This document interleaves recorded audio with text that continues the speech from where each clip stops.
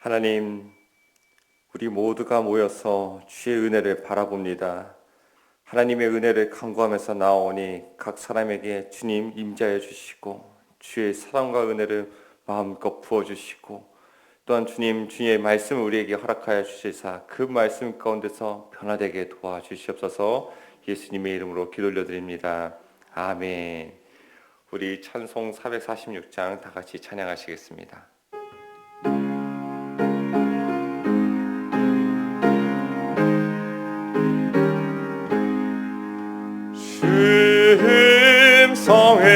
성에는 참 기쁨 없도다. 날 사랑하신 주 늘 계시옵소서. 기쁘고 기쁘도다. 항상 기쁘도다. 나 주께 왔사오니 복 주옵소서. 그 귀한 언약을 이루어 주시고 주 명령 따를 때 늘 계시옵소서. 기쁘고 기쁘도다. 항상 기쁘도다. 나 주께 왔사오니 복 주옵소서. 아멘. 우리 이 시간 다 같이 기도하실 때 이정화 권사님 기도 인도해 주시겠습니다. 사랑의 하나님 아버지, 한 주가 시작되는 월요일 아침 예배와 기도로 시작하게 하심을 감사드립니다. 아멘. 주님 사모하는 마음으로 주님께서 먼저 앞서가시며 저희의 삶을 주관하시고 인도해 주심에 감사드립니다. 아멘. 주시기도 하시고 거두시기도 하시는 분이 주님이신 줄 알고 순종하며 하루하루 살아가게 하심도 감사드립니다. 아멘. 그러나 저희들 한 해를 지내보면 알면서도 입으로는 불평불만이었음을 고백합니다.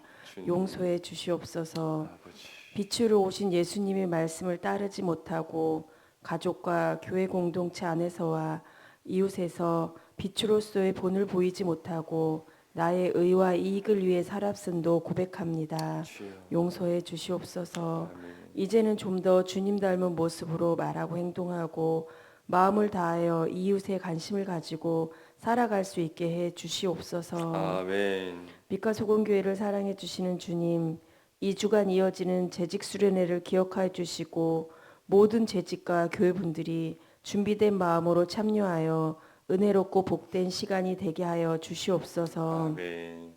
말씀 전해 주시는 담임 목사님과 김은영 총장님께 성령의 강한 힘으로 진리의 말씀 선포케 해 주시옵소서. 아버지.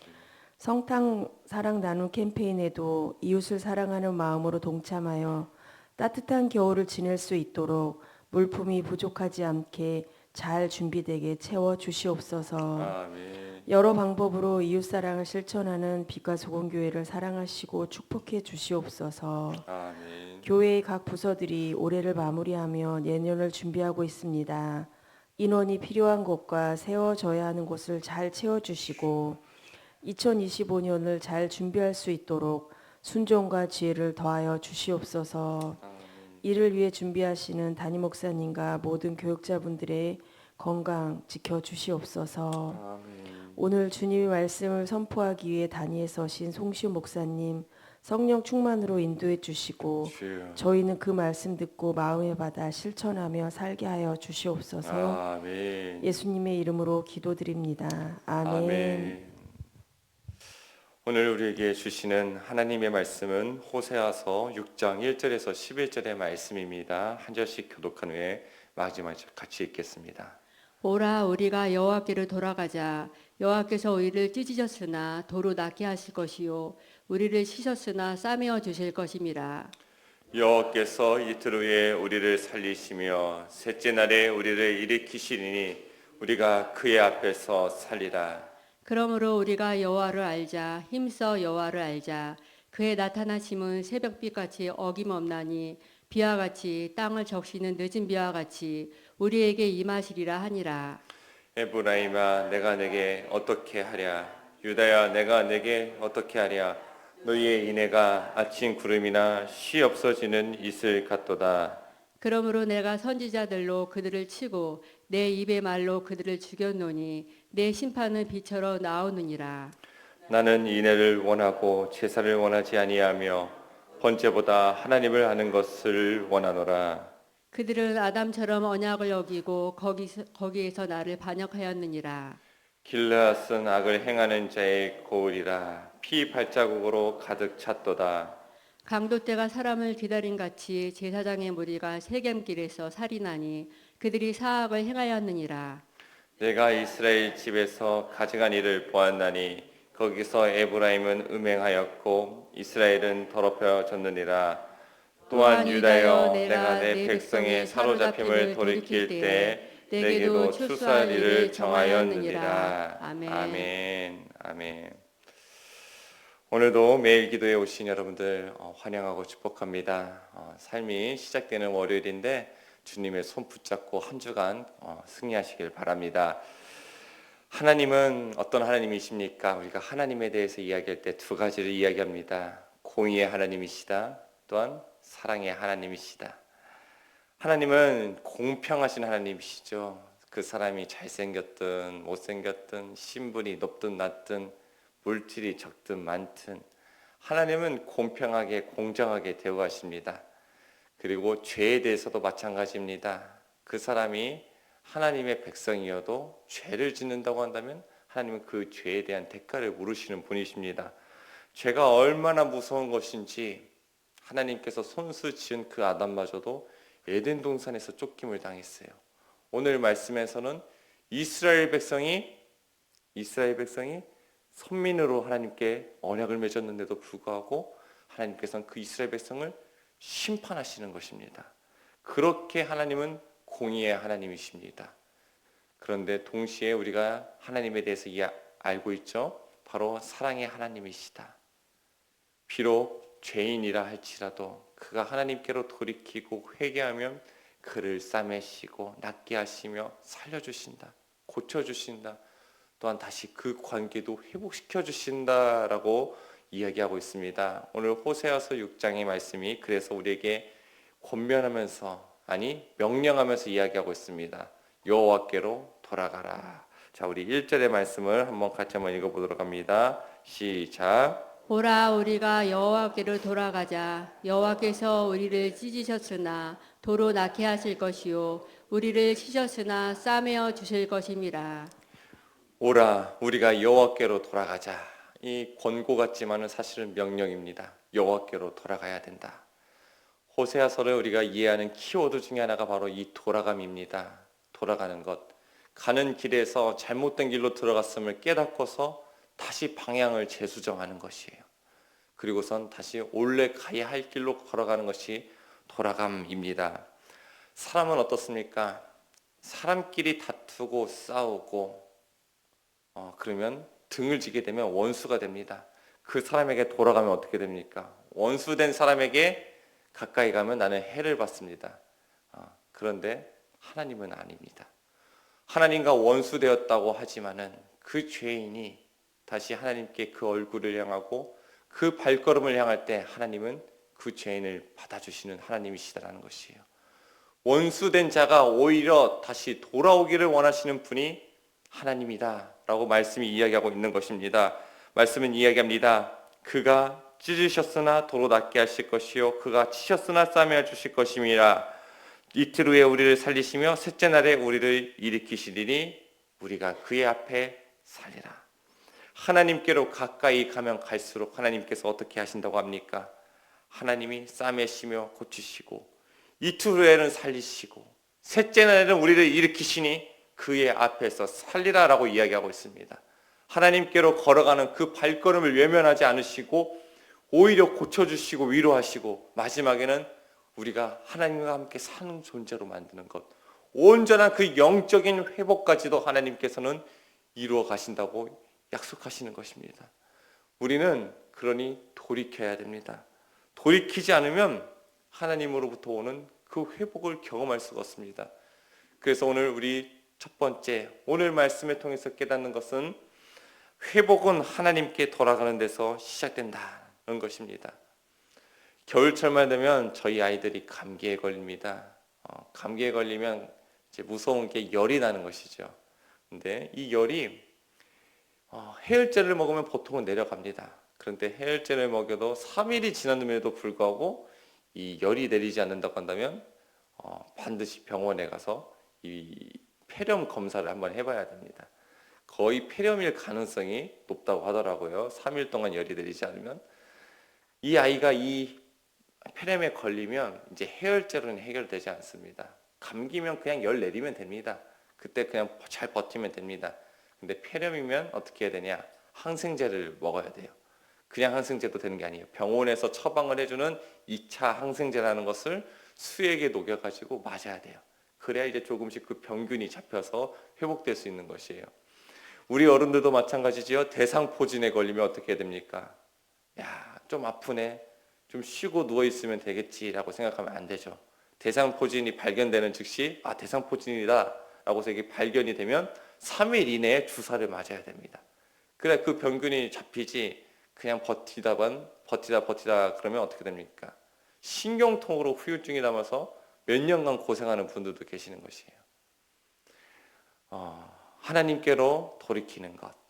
죄의 문제는 다른 방법으로 해결할 수가 없어요. 혹 대상포진이나 폐렴은 그냥 놔둬도 나을 수도 있습니다. 그런데 죄의 문제는 그냥 놔둔다고 해결되는 문제가 아닙니다. 하나님께로 그 방향을 향하고 하나님께로 그 십자가로 앞에 한 걸음 한 걸음 나아갈 때야만 해결되는 게 죄의 문제입니다. 죄로 인해 발생된 문제가 있습니다. 하나님께서는 때론 그 죄인을 하나님의 자녀를 다시 죄에서 돌이키기 위해서 몸을 치시기도 하고 가정을 어렵게 만들기도 하시고 나의 사업을 막으시기도 하시며 또한 관계가 틀어지게도 만드시죠. 그런데 우리가 어떻게 해야 됩니까? 그럴 때 하나님께로 돌이켜야 되는데 몸이 아프면 그냥 몸 아프다고 병원에 찾아가고 경제적으로 어려우면 사람들에게 손 빌리면서 돈을 빌리기에 급급합니다. 혹 그렇게 해서 건강이 나을 수도 있어요. 혹 그렇게 해서 어려운 부분들이 해결될 수도 있어요. 근데 근본적인 문제가 해결되지 않은 이상 또 다른 문제로 하나님께서는 하나님의 자녀를 돌이키기 위해서 계속해서 그를 치신다는 것이에요. 방법은 무엇입니까? 하나님의 항생제를 맞아야죠. 하나님의 고치심을 받아야죠. 어떻게 해야 된다는 거예요? 십자가 앞에 나아가서 주님, 내가 죄를 지었습니다. 한복하면서 돌아옵니다. 주님께 무릎 꿇고 회개해야 되는 것입니다. 그럴 때 주님께서 그를 회복시키시고 싸매시고 낫게 하시며 하나님과 원수되어서 죽을 수밖에 없는 존재를 주님의 천국 백성으로 삼아주시고 기쁨과 평안으로 은혜로 채워주신다는 것입니다. 하나님께로 돌이키길 바랍니다. 삶의 문제 앞에서 어려움을 당할 때 혹 하나님께서 나를 부르시는 음성이 아닌가 민감하게 깨달으며 그 어려움의 순간 가운데서 하나님의 도우심을 인하여서 일어나고 그 어려움의 순간을 오히려 하나님을 만나는 기회가 되기를 축복합니다. 오늘 말씀을 통해서 깨닫는 두 번째는 하나님은 형식이 아닌 진정한 헌신을 원하신다라는 것입니다. 우리 6절의 말씀을 같이 한번 읽어보도록 하겠습니다. 나는 인애를 원하고 제사를 원하지 아니하며 번제보다 하나님을 아는 것을 원하노라. 하나님은 제사를 원하지 아니하며 번제보다 하나님을 아는 것을 원한다. 하나님께서 번제와 제사보다 인애를 또한 하나님을 아는 것을 원한다고 이야기하셨죠. 그렇다고 해서 하나님이 예배를 원하지 않으시냐? 그런 게 아닙니다. 예배를 드릴 때 참된 예배, 마음을 다한 예배를 드리라는 것이죠. 우리가 아무리 아름다운 선율로 화음이 맞고 음정이 정확한 성가대가 하나님을 찬양한다고 해놓고서 찬양을 하지만은 사람에게 칭찬받기 위해서 찬양한다면 사람의 귀에 어떻게 들릴까 그것을 더욱더 신경 쓰면서 찬양한다고 한다면 아무리 수많은 악기가 있고 오케스트라가 있고 수많은 사람이 찬양이 부른다고 할지라도 그 찬양은 하나님께서 받으시는 찬양이 아니시죠.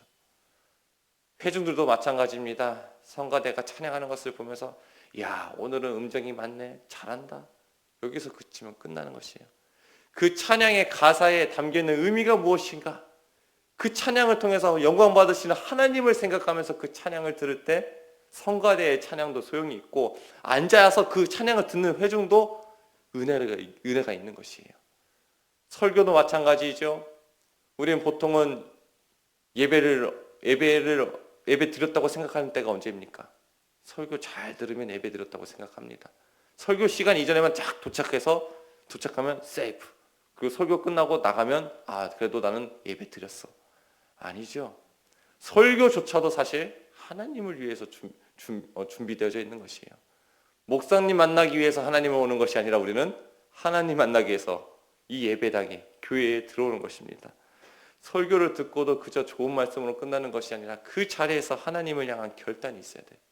하나님을 향한 기도가 있어야 돼요. 예배의 자리에서 오르간 후주가 끝나지 않습니까?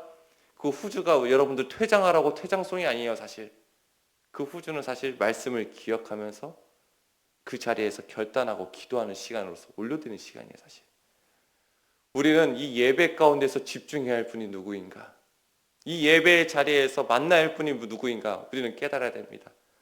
하나님입니다. 찬양할 때 하나님을 바라보고 찬양해야 되고, 말씀을 들을 때도 하나님께서 나에게 무엇을 원하시는 것을 깨닫기 위해서 몸부림쳐야 되고, 예배의 자리에서 하나님께 간구를 해야 됩니다. 주의 이름이 살아있어야 됩니다. 그럴 때 그 예배가 하나님께서 기뻐하시는 예배, 단순히 형식적인 예배가 아니라 그 마음을 들인 예배, 하나님을 찾는 예배, 하나님이 원하시고 계시다는 사실입니다. 그와 동시에 하나님께서는 이 예배의 모습을 어디로 가져가야 되냐? 삶으로 가져가라 이야기합니다. 인애를 베풀라. 예배가 삶이 되고 삶이 예배가 되는 것. 단순히 도덕적인 삶을 살으라고 이야기하는 것이 아니에요. 착하게 살아라 이야기하는 것이 아닙니다. 그 삶의 자리 또한 하나님이 거하시는 자리이고, 삶의 모든 순간을 너를 받은 그 삶의 모든 순간이 하나님께 바쳐진 제사의 제물이니, 삶의 제사의 제물이니 그 삶의 자리에서 하나님을 기억하며 거룩하게 신실하게 살아가라 이야기하는 것입니다. 특별히 하나님의 은혜를 받은 자는 그 은혜를 흘려보내는 자가 되어야 되며, 하나님의 사랑을 입은 자는 그 사랑을 흘려보내야 된다라고 이야기하는 것이지요. 요한일서 4장 7절에서 8절은 이렇게 이야기합니다. 사랑하는 자들아, 우리가 서로 사랑하자. 사랑은 하나님께 속한 것이니 사랑하는 자마다 하나님으로부터 나서 하나님을 알고, 사랑하지 아니하는 자는 하나님을 알지 못하나니 이는 하나님은 사랑이심이라. 사랑하는 그 자리에서 하나님을 깊이 알 수 있다고 이야기하는 것입니다. 헌신과 섬김의 자리에서 그 은혜를 누릴 수 있다고 이야기하는 것입니다. 우리가 다 경험하는 거 아닙니까? 믿음을 가지고 하나님을 생각하면서 다른 이들을 섬기고 헌신할 때 오히려 섬김받는 이보다 섬기는 이가 더 큰 은혜를 누리는 것이에요. 이 하나님의 사랑을 가지고서 다른 사람을 사랑해야겠다고 해서 사랑하러 나아갈 때 우리 무엇을 경험하냐? 오히려 더욱더 사랑을 받는 것을 경험하게 되는 것입니다. 우리가 그 삶의 자리를 예배로서 올려드릴 때 하나님은 기뻐하신다는 것이에요. 더욱더 하나님을 알게 만드신다는 것이에요. 우리가 더욱더 하나님을 깊이 알고 싶습니까? 그러면 그 사랑하기를 힘쓰기 바랍니다. 나의 인간적인 방법이 아니에요. 하나님을 생각하면서요. 하나님 사랑할 수 있도록 도와주십시오. 하나님과 동행하면서 그 사랑을 실천할 때 우리는 하나님을 알 수 있다는 것입니다. 그렇게 오늘 우리 모두가 예배의 자리에서도 참된 예배를 드리고, 삶의 자리도 하나님께 예배를 올려드리면서 하나님께 기쁨이 되는 향기로운 제사의 제물이 되기를 바랍니다. 말씀을 통해 깨닫는 세 번째는, 하나님은 신실하지만 죄에 대한 대가는 엄중하다라는 것입니다. 7절에서 11절의 말씀은 하나님께서 이스라엘의 불충성과 배신을 언급하며 그들의 죄로 인해 심판이 임할 것을 경고하시지요. 그들은 아담처럼 언약을 어기고 거기에서 나를 반역하였느니라. 아담의 불순종이 얼마나 큰 충격이었는가, 거기서 얼마나 큰 아픔과 배신감을 느꼈는가, 이 하나님의 심정을 알 수 있는 부분이죠. 아담의 죄는 그가 누릴 수 있는 모든 복을 빼앗겼어요. 아담조차도 하나님이 손수 지으시고 호흡을 불어넣으신 아담조차도 불순종하고 죄를 지을 때 그에 대한 대가를 받았어요. 얼마나 이게 무서운 이야기인 줄 아십니까? 하나님의 택함 받은 그 출애굽한 이스라엘 백성, 선민 이스라엘도 죄를 지을 때 하나님과의 그 언약이 깨져버리고 심판을 받아서 멸망당했습니다. 오늘 말씀에서 왜 그들이 심판을 당했는가? 힘 있는 자들은 폭력을 넘어 도를 넘어서 사람을 죽이고, 제사장들이 그들이 직접 죽였는지는 모르겠습니다만 제사장 무리가 세겜길에서 살인하니 사람들의 그 악한 일들에 대해서 동조하거나 아니면 모른 척하거나 동참했다는 이야기죠. 또한 무엇이 가득했냐? 음행이 가득했다고 이야기합니다. 가증한 일이다. 하나님께서는 사실 이 음행은 그냥 단순한 음행이 아니다 라고 이야기하시죠. 가증한 일이다. 하나님이 미워하시는 일이다 라고 이야기하는 것입니다. 그러면서 하나님이 이야기합니다. 추수하리를 정하였느니라. 하나님께서 반드시 심판하시겠다. 그 추수의 대상이 바로 유다도 마찬가지로, 유다여 내가 내 백성의 사로잡힘을 돌이킬 때 내게도 추수할 일이 정하였느니라. 북이스라엘이고 남유다고 할 것 없이 모두 다 하나님의 심판 안에 있을 것이다. 특별하게 세움받은 자라 할지라도 죄로 인해서 하나님과의 관계가 끊어지고 하나님의 심판을 경험하게 된다. 너무나 무섭고도 떨리는 말씀인 것이에요. 우리는 어떤 사람입니까? 사실 우리는 입양된 사람이에요. 접붙임 당한 사람입니다. 원 가지도 아끼지 아니할 것을 하물며 접붙임 받은 우리가 하나님이 죄에 대한 그 대가를 부르실 때 얼마나 엄중하겠습니까? 예전에 우리 한국교회에서는 이 하나님의 심판에 대해서 이야기를 많이 했어요. 죄를 짓는 것에 대해서 엄중하게 가르쳤습니다. 천국과 지옥에 대해서 항상 설교했어요. 그래서 우리가 두려움 가운데서 사실 신앙생활을 했지요. 근데 이게 요즘에 들어서는 어떻습니까? 하나님에 대해서는 한 가지만 강조합니다. 사랑의 하나님. 물론 사랑의 하나님입니다. 근데 그것이 너무 사랑만 강조되니까 무엇이 돼요? 하나님을 경외함을 잃어버렸어요. 죄를 두려워하는 것을 잃어버렸어요. 죄가 죄로 인정되지 않는 시대가 왔어요. 교회 안에서도 마찬가지예요. 죄인을 죄인이라고 말을 못해요. 수많은 청년들이 크리스마스가 되면 교회가 아니라 엉뚱한 곳으로 남녀가 여행을 가고, 결혼하기 전에 그런 일을 벌여도 교회가 아무 말 못해요. 심지어 교회 안에서 동성애를 죄라고도 말 못합니다. 물론 죄인이 구원받을 수 있죠. 그렇지만 죄가 죄로 인정되고 그 죄를 회개할 때 그 은혜가 임하는 것이지, 단순히 무조건 포용하고 감싸준다고 그게 해결되지 않아요. 죄를 죄로 인정할 때, 죄 앞에서 회개할 때 그때 은혜가 있고 구원이 있는 것입니다. 그런데 그 모든 것들을 잃어버리고 죄를 무서워하지 않는 데까지 이르러, 사실 가장 이 심판의 말씀은 다름 아닌 우리를 향한 말씀이기도 한 것이에요. 죄를 죄로 알아야 됩니다. 하나님을 경외할 줄 알아야 됩니다. 죄는 무서운 것입니다. 죄에 대해서 우리는 타협해서는 안 됩니다. 사랑의 하나님이 용서하시는 자는 그 죄에서 돌이키는 자라는 것을 깨닫고서 죄를 두려워하고 죄를 무서워하고 죄와 싸우고 죄를 지었다고 한다면 회개함으로써 하나님 앞에 돌이키는 우리 모두가 되기를 바랍니다. 오늘 말씀을 통해 호세아서 6장은 우리에게 하나님의 은혜와 회복의 약속을 상기시키는 동시에 형식적인 신앙을 경계하고 또 죄에 대해서 경계하며 진정한 헌신과 순종을 요구합니다. 하나님께 돌아가는 삶, 진정한 마음으로 그분을 사랑하는 삶, 그리고 그분의 신실하심에 대해 응답으로 거룩하게 살아가는 삶이 되도록 우리 모두가 주님 앞에 바쳐지는 삶이 되기를 바랍니다. 우리 같이 기도하시겠습니다. 하나님 아버지, 오늘 호세아서 6장의 말씀을 통해서 우리가 돌이키기를 원합니다.